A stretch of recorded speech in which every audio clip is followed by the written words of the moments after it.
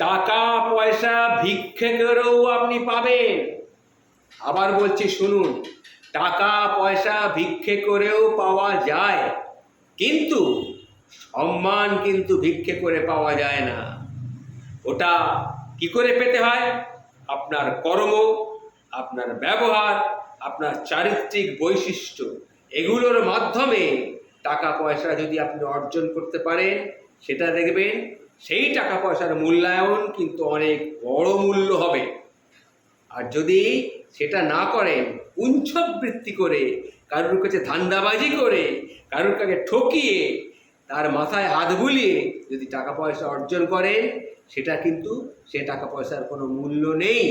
টাকা পয়সা তো সবাই রোজগার করে, কিন্তু কিভাবে সেই টাকা পয়সাটা সে রোজগার করছে তার উপরই সব কিছু নির্ভর করে। এটা মনে রাখবেন।